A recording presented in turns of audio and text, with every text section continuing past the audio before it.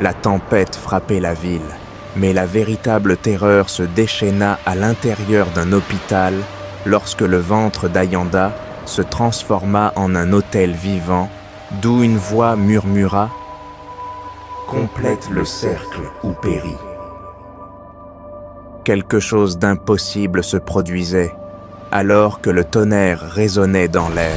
Son ventre, autrefois symbole de vie, se transformait en quelque chose de terrifiant. Un autel qui palpait et vibrait d'une énergie sombre. Les moniteurs cardiaques bipaient, mais Ayanda n'entendait plus rien.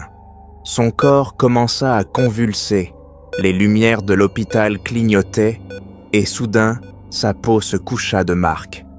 Des symboles tribaux, anciens, qui se mouvaient et se tordaient sur son abdomen, comme si une force étrangère dessinait quelque chose sur elle, quelque chose qu'elle n'aurait jamais imaginé. À chaque spasme, les motifs prenaient forme, créant des figures qui n'appartenaient pas à ce monde. Un murmure, presque inaudible au début, commença à émerger du plus profond de son être. Il ne venait pas de sa bouche, mais de son intérieur, comme si son ventre, désormais un autel vivant, chuchotait des mots qu'elle ne pouvait comprendre. Un frisson parcourut son corps. Ayanda tenta de crier, mais elle ne put. Sur son abdomen, les marques prirent pour la forme d'une bouche qui commença à se mouvoir avec une vie propre. La multitude de voix qui surgit de cette bouche n'était pas humaine, c'était quelque chose d'autre, quelque chose d'ancestral. « Complète le cercle ou péris », dirent-elles d'une seule voix, avec une force qui résonna dans son esprit. La bouche sur son abdomen parlait avec plus de force maintenant. La voix, aussi ancienne que le vent, semblait se moquer d'elle. « Tu as défié ce qui est sacré », murmura la bouche. « Maintenant, tu dois payer le prix. » Les battements de son cœur résonnaient dans ses oreilles, mais son esprit était piégé par ce message, cette menace qui semblait venir du fond de l'univers lui-même. « Le cercle doit être complété, ou tu seras consumé par l'obscurité. » La terreur s'empara d'elle, tandis que les marques tribales sur sa peau s'intensifiaient, la couvrant entièrement. Avant de continuer, n'oublie pas de t'abonner à la chaîne. Ayanda marchait dans les rues de Lagos d'un pas assuré, pleine de confiance. À ses 35 ans, elle avait accompli ce que beaucoup de femmes ne faisaient que rêver. Une carrière réussie dans le monde des affaires, une vie remplie de luxe et un avenir prometteur. Elle méprisait les croyances traditionnelles, celles qui étaient jeunes et vénérées dans son village natal, les considérant comme dépassées, un obstacle sur le chemin du progrès. Pour elle, la science moderne était tout, la logique, les preuves, les données. Tout le reste n'était que superstition. Dans la ville, Ayanda se retrouvait entourée de personnes qui partagèrent sa vision du monde. Mais lorsque sa mère l'appela pour assister à la cérémonie de grossesse de sa cousine dans le village, quelque chose en elle se tordit. La cérémonie eut lieu dans la petite maison du village, un endroit entouré d'arbres hauts qui se balançaient sous le vent. Elle s'installa dans un coin de la salle, observant avec désapprobation les femmes âgées qui, les yeux fermés, chantaient dans une langue qu'Ayanda ne comprenait pas. Tout lui paraissait être un spectacle ridicule, un écho du passé auquel elle ne comptait pas accorder d'importance. Elle, par contre, était prête à élever son enfant avec les dernières technologies médicales, avec des échographies haute résolution et des régimes soigneusement planifiés. Tandis que les femmes entonnaient leur chant, Ayanda croisa les bras, s'asseyant avec une expression d'indifférence. « La science est mon guide, pas ses superstitions, » pensa-t-elle.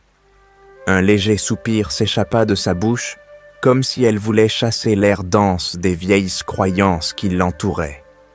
Un frisson parcourut sa colonne vertébrale, mais elle le repoussa rapidement, se concentrant sur ses pensées.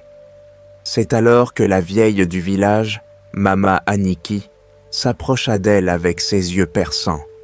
La femme avait plus de 80 ans, mais son regard était perçant, comme si elle pouvait voir l'âme des gens. Mama Aniki, d'une voix grave, lui parla d'un calme qui masquait à peine l'avertissement. « Eyanda, celui qui ne respecte pas ce qui est sacré, sera puni. » Eyanda la regarda avec dédain, comme si les paroles de la vieille n'étaient l'hymne que de simples superstitions sans fondement. Elle sourit avec ironie. « Désolée, mais ça ne m'intéresse pas. Je suis une femme de science, de progrès. Mon enfant grandira avec la connaissance de ce monde, pas avec des légendes anciennes. » Mama Aniki la fixa longuement, puis, lentement, ses lèvres se courbèrent en un sourire qui ressemblait davantage à un avertissement. « Le destin est capricieux, Ayanda. Prends garde à ce que tu ignores. » Cette nuit-là, quelque chose n'était pas normal. Alors qu'elle se préparait à dormir, elle ressentit une étrange pression dans son ventre, comme si quelque chose en elle était en train de se réveiller.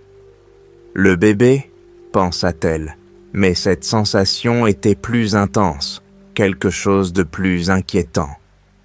Elle se coucha, mais n'arriva pas à trouver le sommeil. Sa peau commença à se sentir étrange, comme si quelque chose bougeait sous elle. À ce moment-là, un cri étouffé s'échappa de sa gorge. Elle se leva du lit, allumant la lumière avec des mains tremblantes. Devant le miroir, son reflet la surprit. Sa peau, juste sur le ventre, était couverte de marques tribales, des lignes qui se tordaient et se transformaient sous ses yeux. Eyanda tenta de se gratter, mais elle ne pouvait. Les marques semblaient vivantes, comme si elles avaient une vie propre, serpentant autour de son abdomen. De là, un murmure profond et guttural s'échappa, comme s'il venait d'un endroit lointain et sombre. « Complète le cercle ou périt », murmura la voix, un message chargé d'une terreur indescriptible. Eyanda recula, cherchant de l'air, mais son corps ne répondait pas. La bouche sur son ventre se referma, puis s'ouvrit à nouveau, prononçant la même phrase, cette fois avec plus de force. « Complète le cercle ou périt ». Son esprit commença à se désagréger. Que signifiait ce message? Qu'était ce cercle qu'elle devait compléter? Eyanda s'effondra à genoux sur le sol, la terreur envahissant son être. Était-il possible que tout ce qu'elle avait méprisé dans son village, les croyances, les légendes, les avertissements de Mama Aniki, soient liés à ce qui se passait? Était-elle punie pour son arrogance, pour ne pas avoir respecté ce qui était sacré? Son corps ne répondait pas à ses ordres, et les murmures dans son abdomen ne cessaient pas. Complète le cercle ou périt. Les mots résonnaient dans son esprit, et l'angoisse s'emparait de son cœur. Quelque chose d'ancien et d'obscur se réveillait en elle, quelque chose qu'elle ne pouvait ni comprendre ni contrôler.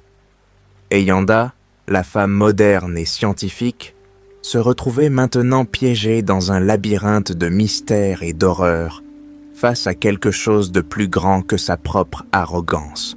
La malédiction venait tout juste de commencer. T'es-tu déjà abonné? Active la cloche de notification maintenant. Les jours suivant la cérémonie de sa cousine dans le village natal d'Ayanda ne se déroulèrent pas comme elle l'avait imaginé. Au début, les marques sur sa peau semblaient inoffensives, à peine visibles, comme une réaction de son corps au stress ou à l'inconfort de ce voyage. Cependant, elles devinrent bientôt plus prononcées. avec des formes qu'elle ne pouvait identifier, mais qui la troublaient profondément. Les dessins se tordaient sur sa peau de manière si vivante qu'il semblait qu'elle les observait se mouvoir sous la surface, un rappel inquiétant de ce qu'elle avait sous-estimé. Une nuit, lorsqu'Ayanda ne pouvait plus supporter le mystère de son propre corps, quelque chose d'étrange se produisit. La voix de sa mère, qui était décédée depuis plusieurs années, la réveilla en plein milieu de la nuit. C'était un appel chuchoté qui la fit frissonner, une voix douce mais pénétrante qui l'envahit comme si sa mère était assise à côté d'elle. Ayanda tenta de l'ignorer, minimisant le phénomène comme une simple manifestation de son épuisement mental. Mais la voix ne disparut pas, et la nuit fut remplie d'une mélodie déroutante, un mélange de chants et de lamentations qui semblait venir d'un endroit profond, au-delà de la réalité. Ce qui était le plus terrifiant, c'était que chaque fois que la voix résonnait, le bébé dans son ventre répondait.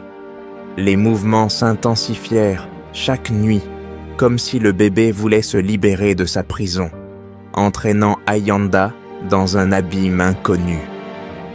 Au début, Ayanda tenta de rationaliser ce qui se passait, cherchant des explications scientifiques et rejetant toute idée qui ne correspondait pas à sa logique. Mais les nuits devenaient plus longues et la mélodie, de plus en plus claire, l'empêchait de dormir. Le chant, haché, était inconfondable. Une chanson qu'elle avait déjà entendue dans son enfance, quand sa mère était encore vivante. Une chanson qui n'avait jamais eu d'importance pour elle, mais qui semblait maintenant prendre vie dans son esprit, résonnant avec une force qui la laissait sans souffle. La fatigue accumulée fit faiblir sa résistance. Les motifs sur sa peau devenaient de plus en plus complexes, changeant constamment, comme s'ils avaient une vie propre.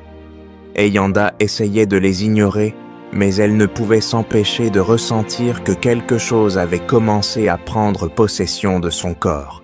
« Écoute, ma fille, ce que tu as rejeté ne te laissera pas en paix.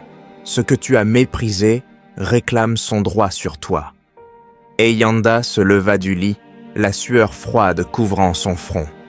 Elle ne pouvait plus le supporter. Les mouvements du bébé étaient rendus maintenant si violents qu'elle avait l'impression qu'il allait briser son ventre. La peur s'empara de son corps, mais une étrange sensation de révélation l'envahit aussi. Que signifiait tout cela? Qu'avait-elle déclenché avec son mépris des anciennes croyances? Était-il possible que les avertissements qu'elle avait rejetés contiennent une part de vérité? Dans son esprit, l'image de Mama Aniki, la vieille sage du village, surgit brusquement. « Celui qui ne respecte pas le sacré sera puni », avait-elle dit autrefois. Ayanda avait ignoré ces mots avec arrogance, convaincue que sa vision du monde moderne et scientifique la protégeait de tout mal. Mais maintenant, en sentant les marques sur sa peau et en entendant la voix de sa mère morte, elle comprit qu'elle avait commis une erreur fatale. Ayanda n'était plus sûre de qui elle était, ni de ce qui se passait en elle. La science qu'elle avait toujours défendue s'effondrait, la laissant face à quelque chose qu'elle ne pouvait pas expliquer. Soudain, une douleur aiguë traversa son ventre. Le bébé, qui jusqu'à présent avait réagi avec des mouvements synchronisés au chant, exerça maintenant une pression terrifiante, comme s'il tentait de se libérer d'elle. Ayanda tomba à genoux, hurlant de douleur, tandis que le chant devenait un cri guttural, résonnant dans ses oreilles. Quelque chose se passait, et Ayanda savait qu'elle ne pouvait pas l'arrêter. La terreur et le désespoir envahirent son esprit. Elle ne pouvait plus nier la réalité de ce qui se passait. La malédiction, qu'elle avait rejetée comme une superstition, l'enveloppait désormais entièrement. Ayanda luttait pour garder le contrôle, mais l'énergie qui circulait à travers son corps était si forte qu'elle ne pouvait s'empêcher d'y succomber. Elle savait que sa vie et celle de son enfant dépendaient de ce qui allait se passer à partir de ce moment. Une nouvelle révélation la frappa. Si elle ne complétait pas le cercle, si elle n'acceptait pas ce qu'elle avait rejeté, elle mourrait. Les voix ne cessaient de résonner, et Ayanda sentit que les forces du passé et du présent s'entrelaçaient en elle, la poussant vers un destin incertain. Avec l'esprit embué par la peur et la révélation, Ayanda savait que ce qui l'attendait était bien plus grand que tout ce qu'elle avait pu imaginer. Et pourtant, le sentiment qu'elle devait avancer, que son destin était irrémédiablement marqué, la maintenait au bord du désespoir. Le cercle se fermait et Ayanda n'avait d'autre choix que de l'affronter, même si elle ne savait ni comment ni à quel prix. Aime la vidéo si elle te plaît. Au fil des jours, Ayanda ne pouvait ignorer les signes. Les marques sur sa peau, qui au début semblaient aléatoires, commencèrent à prendre forme, se transformant en des motifs qui lui étaient étrangement familiers. Elle ne comprenait pas comment ni pourquoi, mais elle savait qu'ils étaient liés à son lignage, à quelque chose de plus grand qu'elle-même. La tension en elle augmentait chaque fois que l'obscurité tombait sur la ville. Quelque chose bougeait dans les ombres, quelque chose qu'elle ne pouvait nommer, mais qui la traquait avec une intensité croissante. Les murmures qu'elle entendait dans le silence de la nuit n'étaient là non pas seulement le produit de son esprit, ils étaient réels, bas, comme un chant ancestral qui émergeait du plus profond de son être. Ayanda se coucha les oreilles, essayant d'étouffer les échos, mais rien ne semblait fonctionner. Le bébé, agité, réagissait de manière violente, comme s'il reconnaissait la même menace. Une nuit, après s'être réveillée au milieu d'un cauchemar, elle se regarda dans le miroir. Son reflet n'était plus le sien. Les yeux d'Ayanda brillaient d'une intensité inhumaine, et les marques sur sa peau n'étaient plus seulement visibles. Elles semblaient de bouger, se tordre comme si elles avaient une vie propre. Sur son ventre, une bouche qui auparavant murmurait des mots incompréhensibles s'ouvrit maintenant complètement, prononçant un message clair. « Complète le cercle ou périra ». Son esprit vacilla. Qu'était-ce que tout cela? Ayanda avait passé toute sa vie à rejeter les croyances de son village, se moquant des rituels, de la connexion au spirituel. Cependant, maintenant elle ne pouvait échapper à ce qui se passait. La science, la logique, la médecine moderne n'avaient pas de réponse à ce qui se passait en elle. Chaque nuit, les murmures augmentaient en intensité, et elle se sentait de plus en plus comme si quelque chose la dévorait. Désespérée, elle décida de confronter ce qui se passait. Elle retourna dans son village natal, au cœur de la cérémonie qu'elle avait méprisée. L'image de Mama Aniki, la vieille sage, apparut dans son esprit. Serait-elle la clé pour comprendre ce qui se passait? Peut-être que la vieille savait quelque chose qu'elle ne comprenait pas. En arrivant, elle se dirigea directement vers l'endroit où la cérémonie avait eu lieu. La maison était vide, mais l'atmosphère était imprégnée de quelque chose qu'Ayanda ne pouvait décrire. Soudain, les murmures se commencèrent à nouveau, et une silhouette se matérialisa devant elle. Mama Aniki. « Je t'avais prévenu !» dit la vieille femme d'une voix grave, son regard perçant. « On ne joue pas avec le sacré, Ayanda. Ton âme appartient à quelque chose de plus grand que ton orgueil et ta science. Le cercle doit être complété. » Ayanda, tremblante, fit un pas en arrière. « Que signifie cela? Que dois-je faire ?» La vieille leva la main, pointant le sol devant Ayanda. « Le rite de ton peuple n'a jamais disparu. Il s'est simplement endormi. L'enfant que tu portes dans ton ventre était la clé. Le cercle sera complété quand tu accepteras ce que tu es, ce que tu étais destiné à être. » Et Yanda regarda en bas, voyant comment la peau de son ventre commençait à se tordre à nouveau. La bouche, avec des yeux brillants comme les siens, s'ouvrit. Complète le cercle. Seule alors, la paix régnera en toi. Avec un souffle saccadé, Eyanda s'agenouilla, acceptant son destin. Le cercle était enfin complet. La connexion avec le passé, avec son peuple, avec le sacré, est devenue si profonde qu'elle n'a plus ressenti de peur, seulement de la paix. Eyanda a compris, à cet instant précis, que les rituels n'étaient non pas de simples superstitions, mais des rappels d'un équilibre profond entre l'homme et la nature. Entre le passé et le présent, entre la vie et la mort. Sa vie avait enfin commencé à comprendre cette leçon. Laisse ton avis dans les commentaires.